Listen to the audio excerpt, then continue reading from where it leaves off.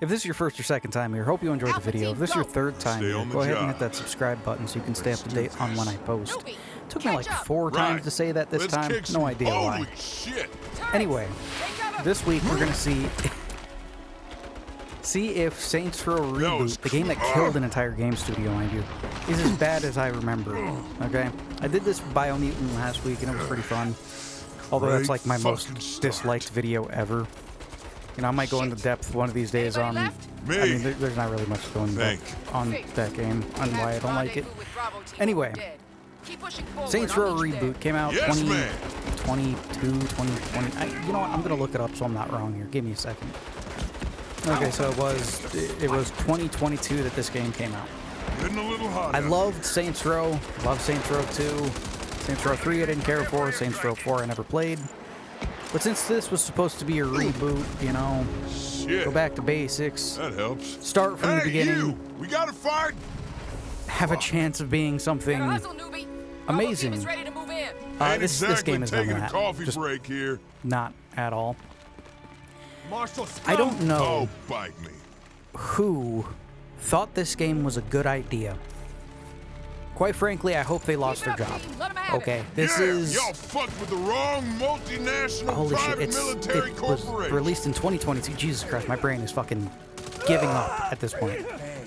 But it was released in 2022 with the same movement style as Saints Row 3 had when it came out in 2011. Okay, so that's just trying to understand the 11 pay years structure. before this game came out. Same movement style, same style of animations. The guns behave even worse than they did in that game somehow. I got this. And the dialogue is just... oh, it is such a disappointment of a game. Okay. I don't know what happened with Saints Row. Okay? If you don't know what Saints Row is because you've never heard of it, never played it, whatever. Saints Row was, I don't really want to say gang simulator because you weren't simulating anything. It was kind of like GTA, San Andreas, and in that you were part of a gang. Takes throughout all of that as you build the gang up. You know, there's some people working on the inside against you and stuff like that. First one was good for what it was. Second one, on the other hand, is where the game came into its own. Right? It had its wacky, zany bits with, like, Mayhem, which was a side mission where you just blow shit up. Okay? That's fine. That's cool. Insurance fraud was another one, where you jump in front of cars and stuff and see how much of a medical bill you could rack up for insurance fraud. This crap again. There was, like, demolition derby missions and all of this. And you had to do these missions to gain respect to unlock your next story missions to do. So it was a way for you to immerse yourself in the world, play these side missions and whatnot, to advance the normal story of the game. 3 different storylines from 3 different gangs you had to deal with. You could tackle them in any order you want. You could, you know, do one at a time, or you could go through and mainline one entire storyline before starting the next one. Do whatever you wanted with that, right? Saints Row 2 was amazing for what it was. It's just, people compared it to GTA so much that I feel like the developers of it got pissed off at that fact, right? I needed that fucking car. But there's not really anything that could have been done about it, right? It was an open world crime game where you could steal cars and shit. Of course it's going to be compared to Grand Theft Auto, right? So instead they decided to lean more into the wacky zany shit in the third one, which is why I didn't like it, right? Saints Row 2 had Where is everyone? some great stories and shit to it. Because yeah, I'm the there was only one weird who shit could that get went it on done. with it, like the Sons of Zombie or whatever their name was. Sergio, A voodoo cult gang, I mean, which my had roommate's actual one like of them, voodoo so powers yeah. and shit. I don't give me that look. Rent's expensive. But you know, if you play the Brotherhood storyline for in the that roommate one, code, I'm gonna have to fold her laundry for 2 weeks. But the shit that, I'm that you golden. do to What have you Marrow moved? and that Marrow does to you and your gang is all kinds of fucked up, and you can see that type of shit in like a gangland drama, right? Quite frankly, Saints Row 2 reminds me of the style of the Yakuza games. where you have this great storyline that if they really wanted to lean into the drama part of it, they could have. Filled with all these weird side activities and missions that you can get up to that have, like, sweet fuck all nothing to do with the actual game, but are just fun additions to the world to help balance it all out.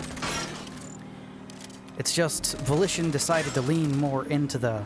Not lean more into, lean only into the wacky, zany shit. And it... Yes, Saints Row the Third sold well. You know, there was that whole thing about, I think it was Saints Row the Third, where you could get a jet if you ordered like a $1 million version of the game or some shit, and they never thought someone would actually do it, but some rich asshole did do it, and they owed the guy a jet, and, you know, it's... You know, they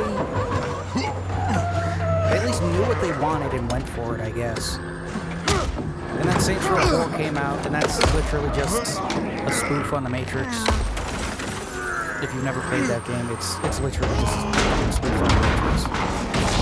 You're in a virtual world with superpowers and shit. It's not good. And this game here is even worse. Some fucking how. The combat's the guns feel like you're shooting fucking airsoft guns at somebody. Look at this shit. Fuck you, you Panteros. I'm trying out abilities here. Look at that. There's like nothing to them. It's not fun. There's a leveling system with special skills and abilities, and then you can go do side stuff to like unlock neat abilities that you can then slot skills into or all that, and it's not fun, man. It is just not fun. And this is coming from someone that beat this game, right? I didn't beat it this time. I only put like 4 or 5 hours into it this time. And I'm not touching it again. But when I bought the game back in 2022, I beat the game. So here, let me sum up the entire fucking story of this game to you. Okay? You're the boss. Makes sense in the other Saints Row games because you're the boss of the gang. This one, you work for a private military corporation for the first few missions until you get your ass fired for doing dumb shit. Each of your fucking roommates works for a different gang in the city. It stopped. And you all live together because haha, funny, quirky. You did good. Holy shit. We have to pay rent, Yeah, therefore we have Stay to take in as many roommates or whatever. Dude, stop living in a fucking city and you won't have that goddamn problem, yeah? Anyway. After you all get fired, you all decide to start your life of crime proper. You go and you commit some property fraud, stealing deeds from some guy to take areas around the city. And you use those areas to develop your empire, which is like Jim Robs. Play on words from the original Saints Row games where Jesus Christ, you would go customize your cars. It's like a pan spray. It was called rim jobs. You know, haha, funny sex act, and, you know, it's where you can go get new rims for your fucking car, right? So you start businesses and stuff like that. They have side missions and whatnot. You have missions with your friends and stuff. And that's about it, right? You build up your empire doing property fraud and some light murder and shit. Take out some of the gangs and stuff when they fuck with you, and then no fucking lie, the big antagonist of the game is the dude you try to kill in the beginning of the game. Steals a fucking jet from you. He acts like your friend for a while so that he can get close to you to kill you, so that he could take your life because he's jealous that you have friends. And then you have to go through a skyscraper fighting your way up, saving your friend from some weird Truman Show bullshit where he has them like chained in an apartment, acting out daily lives of friendship and whatnot, and then you kill him on the fucking rooftop. It is... Who the fuck thought this was a good idea for a Saints Row game? Right? Who?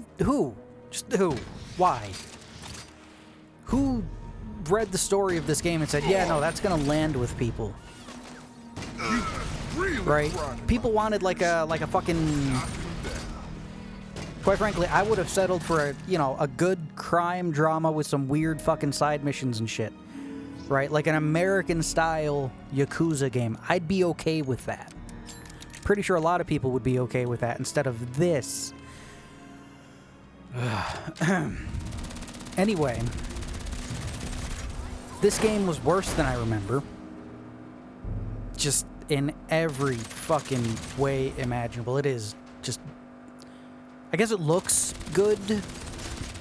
Like, lighting and the environment's neat. The map is pretty big. Although it's mostly fucking empty. And the shit you can do is, oh, go dumpster dive, because haha funny, that's what people in fucking LA do. Or, oh, you just found a pallet of cocaine, take one brick of it and somehow make $500. Or, oh, here's a wingsuit. Go and do wingsuit missions, because at that point in time, wingsuits and gliders and shit were all the fucking rage. Or, oh, yeah, wacky, zany bullshit. We have an app. We have an app for Hitman contracts and whatnot. Right? It's... If you liked this game, I am happy that you found a video game that you enjoy. Do not take what I say to heart, because I'm a person that enjoyed the first two Saints Row games. I still go back through and play Saints Row 2 once a year. And what really gets me is Idle Ninja. He was a developer for Saints Row, I guess, back in the day. Kept working on patches and stuff for Saints Row 2 up until recently. The man died of cancer and whatnot, and this company said they'd keep working on the patch for Saints Row 2 for him before he died. This game destroyed the fucking company and destroyed that man's work. It is holy fucking bullshit. Anyway, I'm gonna stop before I get too fucking negative here. Alright. Thanks for watching. We have memberships and stuff if you want to go check that out. $2 a month, you can get a bunch of videos and stuff. Need to upgrade. Upload some more members-only stuff. Still working off of the courier backlog. I'd like to thank Eric Hewitt and Big O for sticking around, guys. Means a lot to me. With that, I'm going to... well, export this video and get it uploaded. And, yeah, see you later.